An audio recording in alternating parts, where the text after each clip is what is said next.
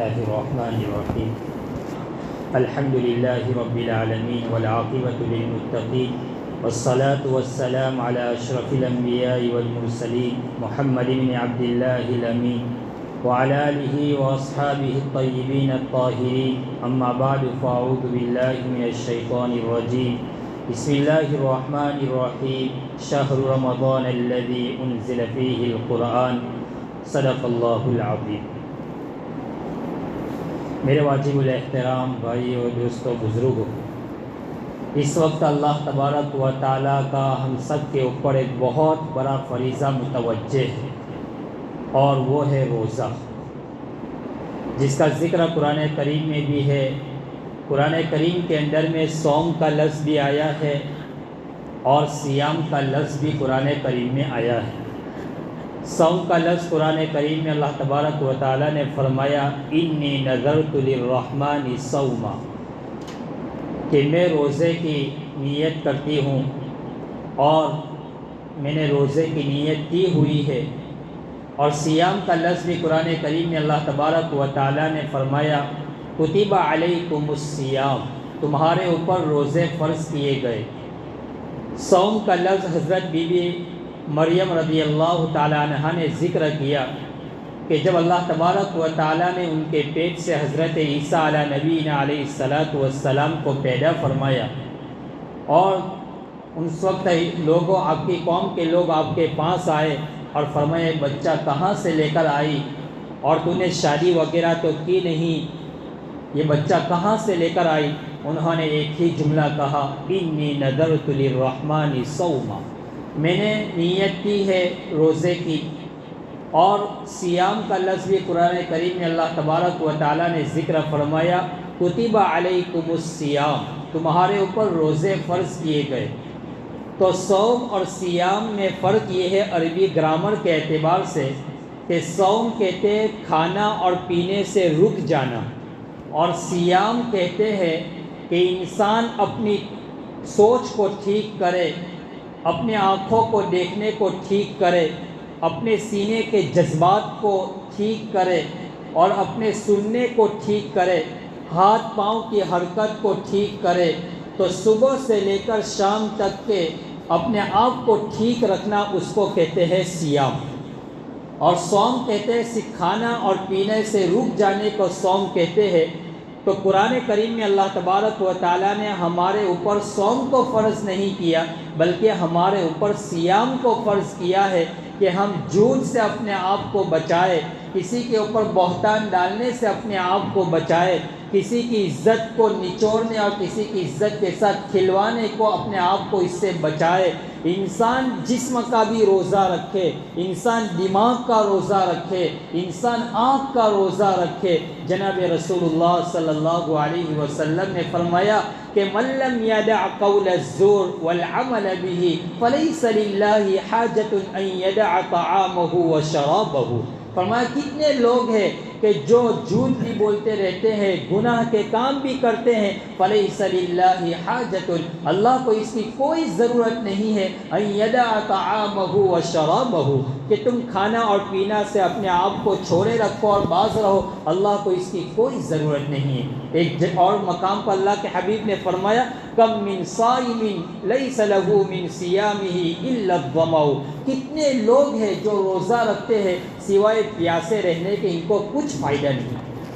سوائے پیاسا رہنے کے انہیں کچھ فائدہ نہیں ہے۔ تو میرے بھائیوں، روزہ یہ انسان کی زندگی میں تقوی پیدا کرتا ہے، جذبہ شکر پیدا کرتا ہے روزہ،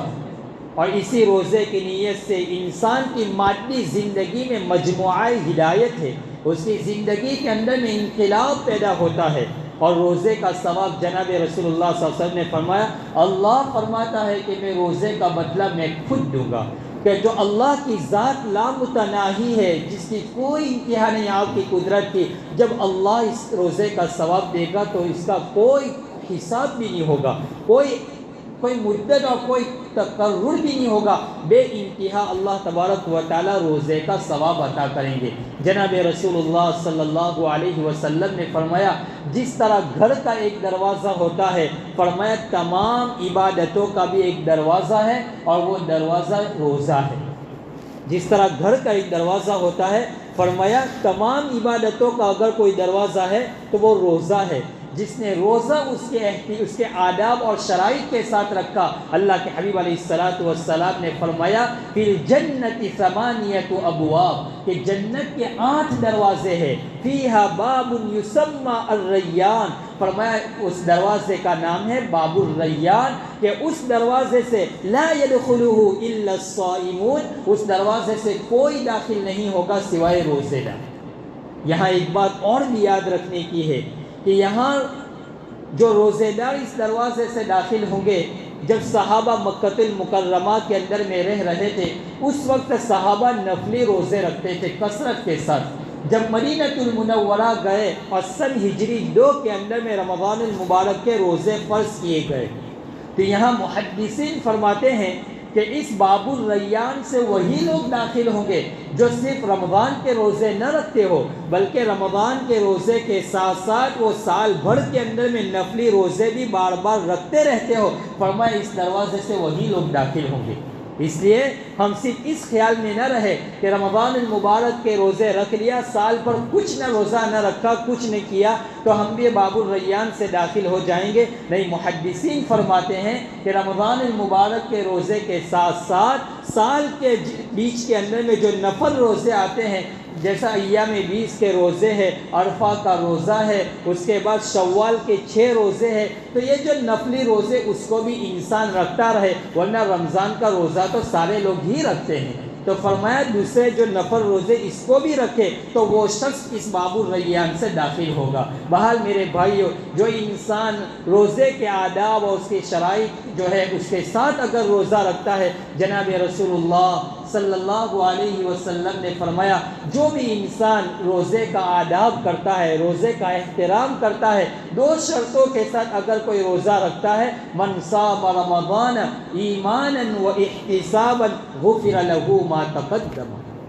کہ جس نے رمضان المبارک کے روزے رکھے ایمان کے ساتھ اور احتساب یعنی ثواب کی امید اور سچے اخلاص کے ساتھ روزہ رکھا، اللہ کے حبیب فرماتے ہیں غفر له ما تقدم، کہ اللہ تبارک و تعالیٰ اس کے اگلے پچھلے سارے گناہوں کو معاف کر دیں گے۔ مسند احمد کی روایت میں وما تأخر، اگلے پچھلے سارے گناہ معاف کر دیے جاتے ہیں، اور یہ روایت بخاری شریف، مسلم شریف، ابو داؤد شریف، ترمذی شریف، نسائی شریف اور ابن ماجہ شریف 6 کتابوں کے اندر میں یہ روایت ہے کہ جس نے بھی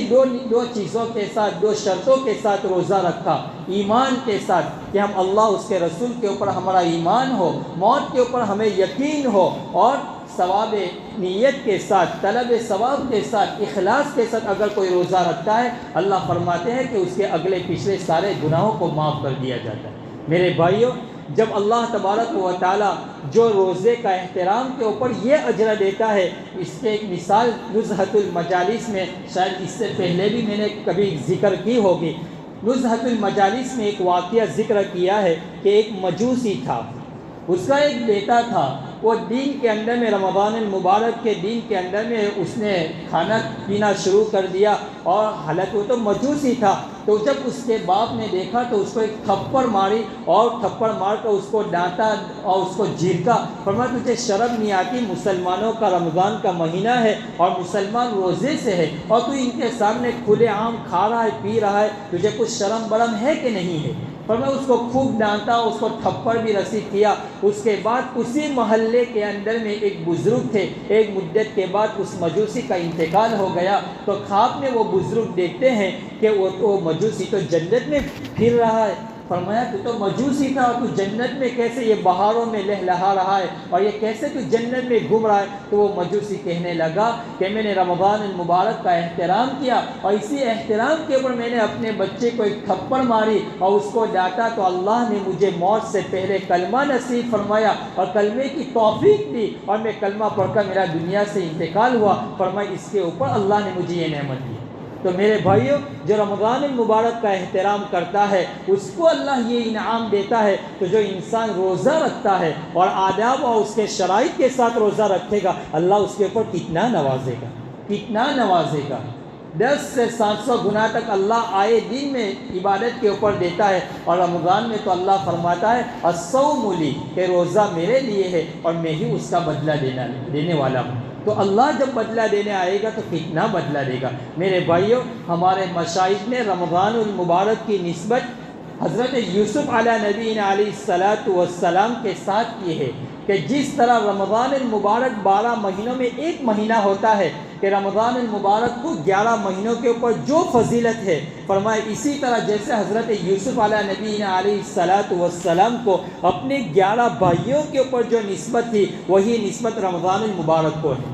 فرمایا جس طرح یوسف علیہ السلام کے ان کے 11 بھائیوں نے انہیں کنویں میں ڈالا، انہیں مارا، ان کے ساتھ جو معاملہ کیا، اور یوسف علیہ السلام نے اپنے 11 بھائیوں کو معاف کر دیا، اللہ نے ان کے جرم کو بھی معاف کر دیا، ان کے گناہوں کو معاف کر دیا۔ فرمایا یہی نسبت رمضان المبارک کو ہے، کہ 11 مہینے میں رمضان کو جو نسبت وہ یوسف علیہ السلام کی طرح ہے، کہ انسان 11 مہینے گناہ کرتا رہتا ہے جو گناہ کیے، لیکن رمضان المبارک کا مہینہ ایسا ہے کہ انسان کے 11 مہینے کے گناہوں کو اللہ رمضان میں معاف کر دیتا ہے۔ اگر کوئی سچی پکی توبہ کرتا ہے تو اللہ اس کے گناہوں کو معاف کر دیتا ہے۔ بہرحال یہ رمضان المبارک کی جو فضیلتیں ہیں، بے شمار اس کی فضیلتیں ہیں، انسان کو اس مہینے کا احترام کرنا چاہیے۔ اور جناب رسول اللہ صلی اللہ علیہ وسلم کی روایت ہے، من قام رمضان ایمانا، جس نے رمضان المبارک کے اندر میں تراویح، یہاں قامہ یہ تراویح، جس نے تراویح پڑھی، من قام رمضان ایمانا و احتسابا،